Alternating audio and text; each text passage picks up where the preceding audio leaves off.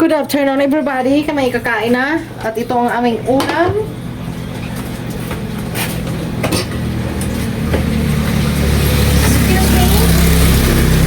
At ito ang aming kanin.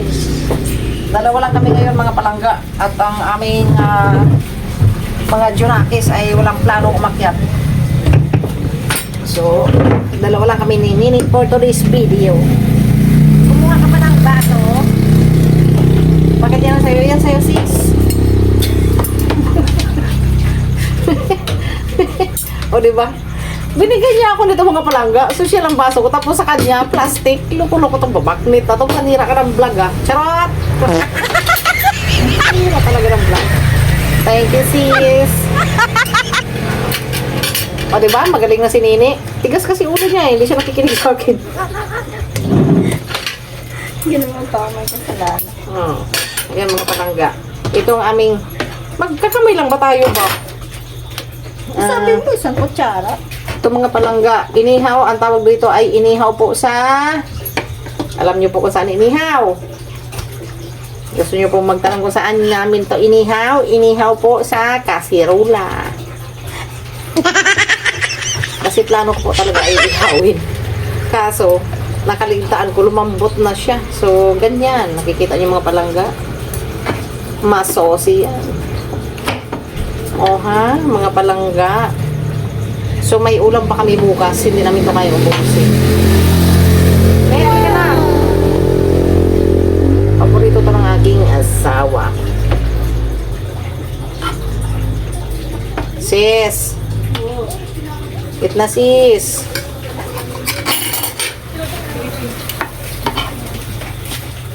Kain tayo mga palangga. Ayan, ganyan. O, diba? Para siyang binarbecue. Para siyang, ano, alam niyo yung Max, mga palangga. Ganun. Wow! Max. Correct. Kain po tayo.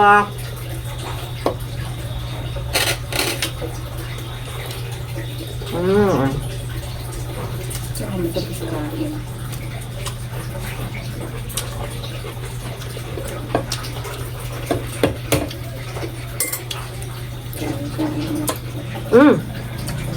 Lami oy. Sarap talaga magkamay sis pag ganyan ang ulam, promise. Yes, correct. Shout out sa motor na dumaan.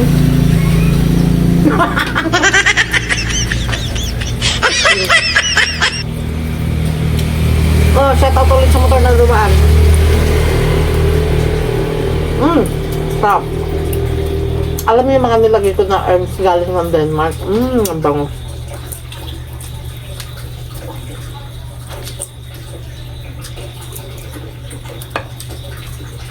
Mainit. Sis, pakikita mo nga kung sige camera.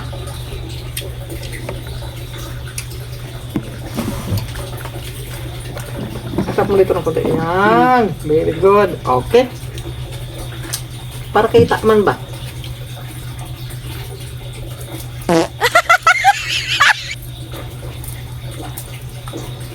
Kaya tayo mga palangga. Ang sarap. Alam niyo yung pag kumain kayo ng umorder kayo, na-try niyo na ba dati? Kasi sa Manila pa ako, mahilig ako pumunta ng Max. Meron sila mga barbecue na ganyan. Ganito ang lasa. Kasi yung Max kasi, excuse, ang lasa ng Max ay pang foreign taste. Masarap siya. Jollibee na ako. Hindi sponsored yung mga yun, ah. Hindi ko nakatry. Sarap yun, sis. Talaga? Social kasi ang ano. Ang Jollibee kasi ay pang masa. Pangmasa. O, diba? Ang Max naman ay pang social. Charot.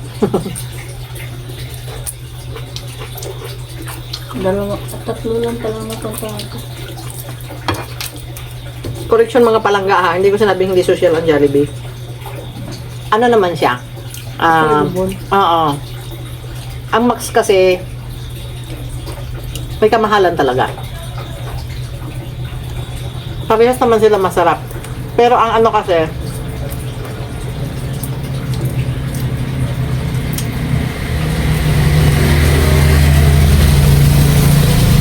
Turuan kasi mga palangga, bakit hindi nyo marinig? Ang Max kasi ay talagang mahal ang mga food nila, pero talagang pang foreign taste, kumbaga pang international, masarap siya. Ang Jollibee kasi is bihirang-bihira yan sa ibang bansa. Kagaya sa Denmark, when I was there in Denmark, hindi lahat ng places ay mayroon Jollibee. And then guess what? Ang Jollibee doon, magtataka ka. May Jollibee doon, pero wala kang makikitang rice sa Jollibee nila kasi hindi uso ang kanin doon.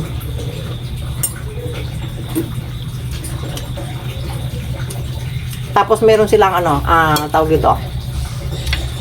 Ang meron lang sa, 'di ba, sa Jollibee sa Pilipinas may chicken wings. Pero whole chicken siya, ay whole wing siya. Doon hindi, ito lang. Ito lang ng parteng pakpak, ito lang tsaka ito. Yung bandang dulo wala na. Ganun.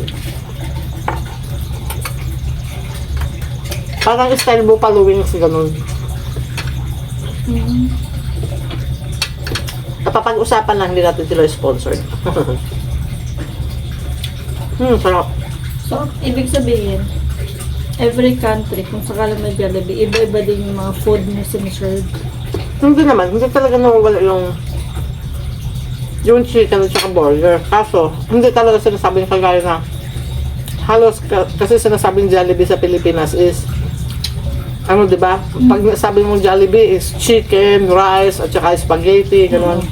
Sa kanila, may chicken naman, pero hindi kompleto yung hindi kompleto yung kanyang pag sinabing wings, ang mo, parang buffalo style lang eh. Nawala yung dulo ng pakpak kasi 'di ba, ang mga Pinoy mahilig magngat-ngat, aminin natin 'yan.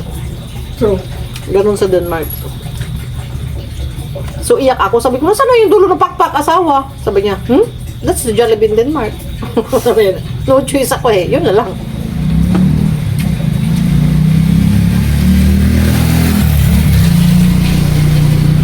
Tapos minsan kung may kanin pa yun, napakakunti ng kanin, asar na asar ka lang. Hindi kagaya parang only rice, di ba?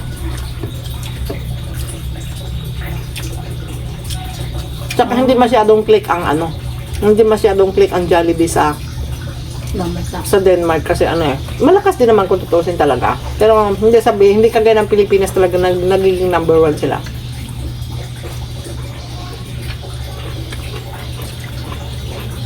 Ibig sabihin number 1, kahit saan sulok ng Pilipinas meron.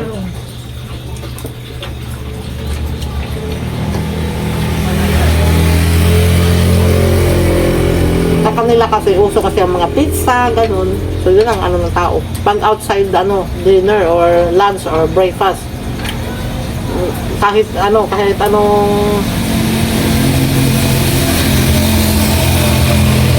sabihin mo na almusal, agahan, tanghalian, pag gusto nila pizza talaga walang magagawa. Puro nila na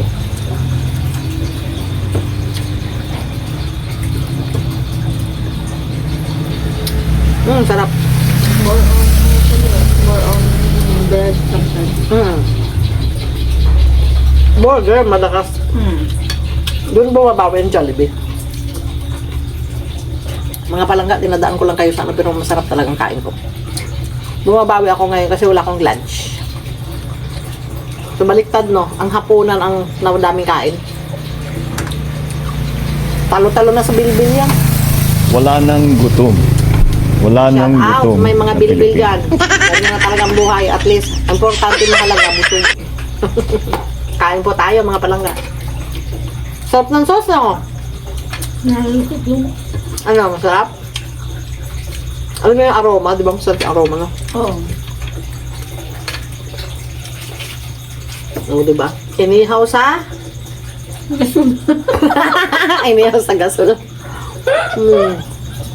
Pero fairness, masarap siya. Akala mo talaga. Alam mo yung parang taste niya dumaan sa grill. Di ba, Nina?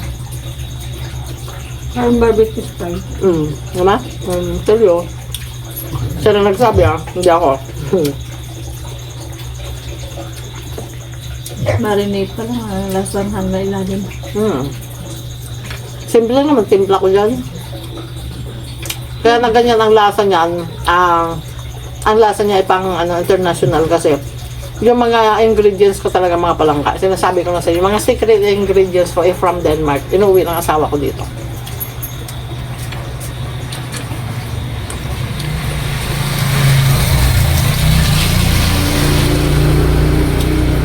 Lalawin ng pangamba. Shout out kay Nuno Rodel Magante.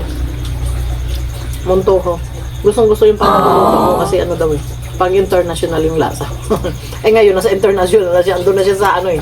Sa UK na siya eh. Sila ni Dayan. Masarapan ka sa sauce na.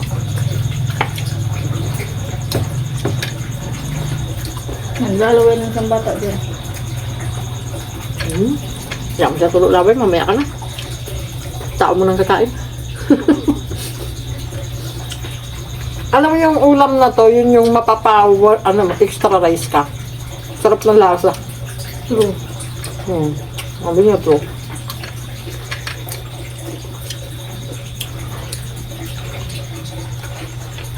Ganitong luto yung nanunuot hanggang ilalim. Ganitong luto masarap na hanggang nanunuot hanggang ilalim. Diba? Nanonood daw hanggang buto ang lasa. Simple ang timpla ko dyan. Kalamansi lang, tapos yung toyo. Tapos hindi ko siya nilagyan ng pampasarap na yung liquid seasoning lang. Tapos yung mamasitas. Sinabi ko na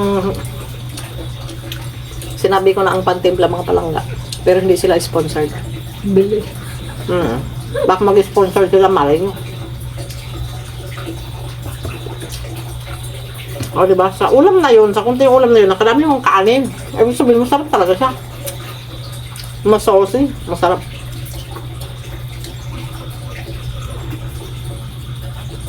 Mapapalakas ka ng kanin sa ganitong lasa ng ulam. Lutuin ko yung pagdating ng kuya mo. Tapos yung mga herbs kasi na galing Denmark, mabango siya. Masarap sa ano.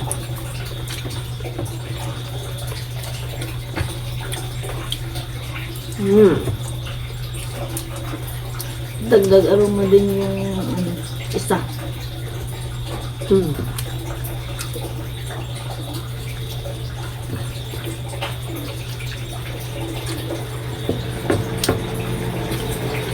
Kain tayo mga palangga.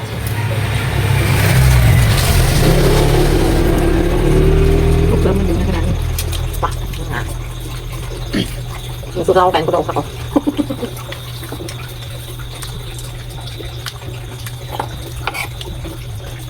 Diba? Sarap ng sauce niya.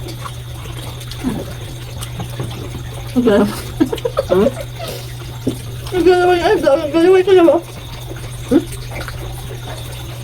Lumo mo yan, anak. Kung mag-alala, matitikman mo yung sauce nito na may naiwan doon. Bilagang okra mga palangga. Sarap.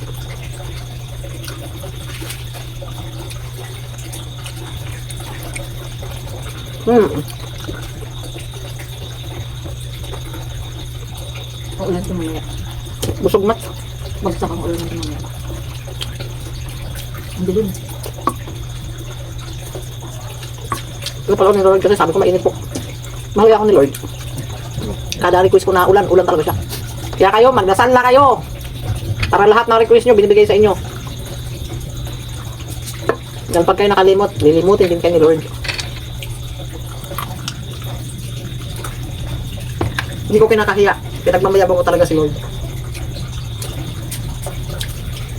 Siya ang testigo. Kada hiling ko maulan, para hindi siya magdilig sa resort. List tubig, o diba? List pagod din niya. Eh Lord, paulanin niyo po para po si Nini hindi na po magdilig bukas. O, umulan. O, list work siya. Basis? Pabor sa kanya.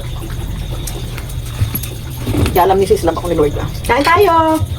Ay, thank you Lord. May batang naglalakad. Akala mo naman ni ano? Magkapasexy ka dyan? Gusto mong lagnatin ka ulit? Si Alexa. Kamila ka. May humabol mga palangga. Ang Alexa ay humabol. Naamoy niya mga palangga. Masarap ulam namin ni mama niya. ano man ito, malakas man pang amoy nito, abot sa baba. Ano ko? Dahil umabo lang bata. Ikaw sis, gusto mo pa? Puro itlog na dyan na dinali ko eh. Arte-arte mo da. Hindi. Pala ka dyan. Sarap ko yung itlog. Mas ako kakain pa ako. Oo. Maaga pa. Pwede pa matunaw yan, mag-tea na lang tayo. Walang pakialaman ng mga palangga, patay gutom ako.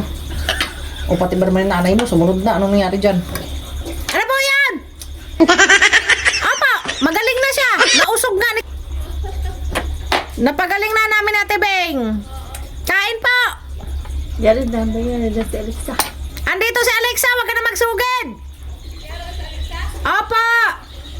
Yeah, nagpamuhon kay Lula. What did I tell you? Ay, naku mga palangga, kabad ng matang ito. Hindi na naman siya nagpamuhon sa iyang nanay, ay sa iya Lula. Anak, magpaalam ka naman. Nag-aalam mo naman si Lula mo na limot na yun. Naku.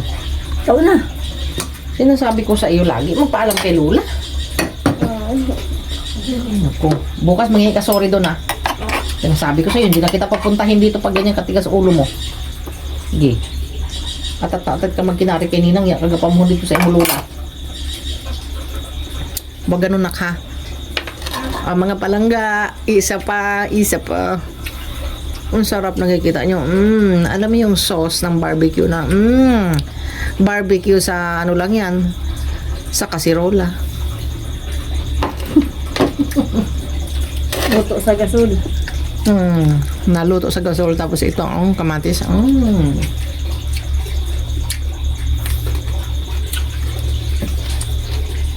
Sarap.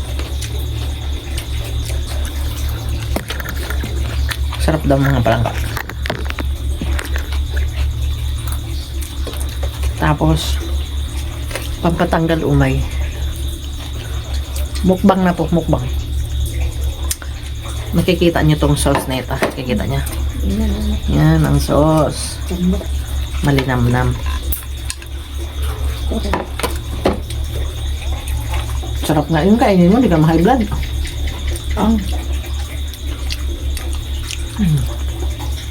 Hindi ako pwede. Bakit? High blood ka ba? Hindi naman. Ano ako. Kanya. Oo, binigay ko nga. Busin na.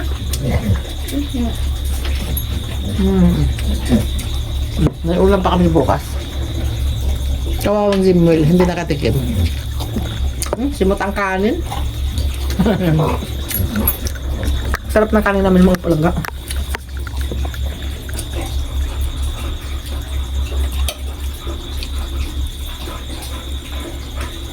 Bumawi ang person ngayon.